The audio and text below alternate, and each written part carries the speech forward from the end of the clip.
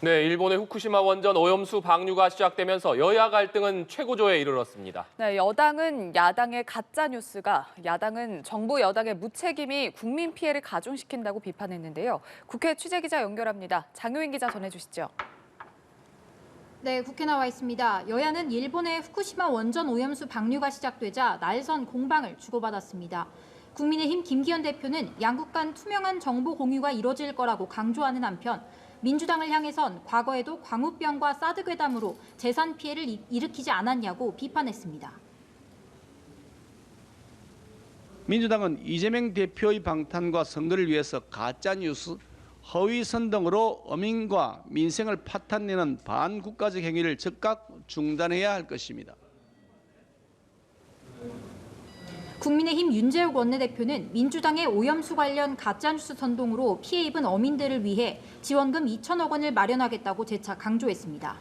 민주당 이재명 대표는 윤석열 정부도 환경재앙의 또 다른 주범이란 비판을 피할 수 없다며 집권 세력으로서 책무는 완전히 망각한 채 일본의 심기만 살폈다고 쏘아붙였습니다. 절대로 용납할 수 없는 핵 오염수 투기 범죄에 정부 여당은 누구보다 앞장서서 면죄부를 줬습니다. 우리 민주당이라도 나서서 지켜야 합니다.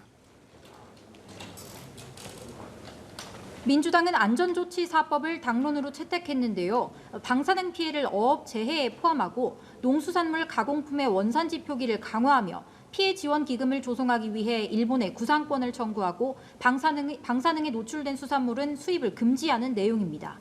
이 밖에도 민주당 등 야4당은 방류 시점에 맞춰 용산 대통령실 앞에서 기자회견을 열고 내일은 광화문에서 대통령실까지 항의 행진을 하겠다고 예고한 상태입니다. 네, 오후부터 8월 임시국회 본회의가 진행되고 있는데요. 어떤 법안들이 처리되고 있습니까? 네, 오늘 본회의에서는 도시침수법 같은 수해 방지와 피해 복구 지원을 위한 법안들이 주로 처리됐습니다. 현재 도시침수 방지 업무를 여러 부처가 하고 있는데 이 법이 통과되면서 환경부가 주관해 10년마다 종합 대책을 세우게 됐습니다. 헌법재판소의 위헌과 헌법불합치 결정 이후 입법 공배 상태였던 공직선거법 개정안도 조금 전 해당 상임위를 가까스로 통과하면서 곧 본회의에서 다뤄질 예정입니다. 선거 관련 집회 정원을 몇 명으로 제한할지를 놓고 여야 입장이 갈렸었는데 진통 끝에 25명까지 허용하기로 뜻을 모았습니다. 민주당 주도로 본회의에 직회부된 노란봉투법과 방송 3법은 여야가 협의해 이번 본회의 안건에서는 빠졌습니다. 한편 이번 임시국회에는 회기를 내일까지로 하는 수정안이 통과되면서 내일 끝나게 됐습니다. 앞서 야당은 검찰이 이재명 대표의 구속영장을 청구할 수 있으니 이번 달 마지막 주를 비워두자고 주장했고 여당은 31일까지 임시국회를 열자고 대치해왔습니다.